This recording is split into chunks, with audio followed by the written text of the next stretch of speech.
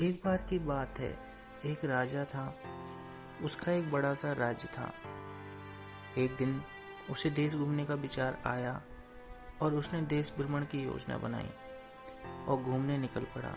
जब वह यात्रा से लौटकर अपने महल आया, उसने अपने मंत्रियों से पैरों में दर्द होने की शिकायत की। राजा का कहना था कि मार्ग में जो कंकड़ पत्थर थे वे मेरे पैरों में चुभ गए और इसके लिए कुछ इंतजाम करना चाहिए।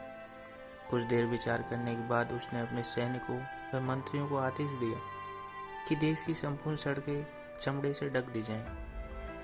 राजा का ऐसा आदेश सुनकर सब सकते में आ गए, लेकिन किसी ने भी मना करने की हिम्मत नहीं दिखाई। यह तो निश्चित था ही कि इस काम के लिए बहुत सारे रुपयों की जरूरत थी, लेकिन फिर भी किसी ने कुछ नहीं कहा। कुछ देर बाद राजा के एक बुद्धिमान मंत्री ने एक युक्ति निकाली। उसने राजा के पास जाकर डरते हुए कहा कि मैं आपको एक सुझाव देना चाहता हूँ। अगर आप इतने रुपयों को अनावश्यक रूप से बर्बाद नहीं करना चाहें तो एक अच्छी तरकीब मेरे पास है, जिससे आपका काम भी हो जाएगा और अनावश्यक रुपयों की बर्बादी भी बच जाएगी। राजा आश्चर्यचकित था, क्योंकि पहली बार किसी ने उसकी आज्ञा न मानने की बात कही थी। उसने कहा, बताओ क्या सुझाव है। मंत्री ने कहा कि पूरे देश की सड़कों को चमड़े से ढकने के बजाय आप चमड़े के एक टुकड़े का उपयोग कर अपने पैरों को ही क्यों नहीं ढक लेते।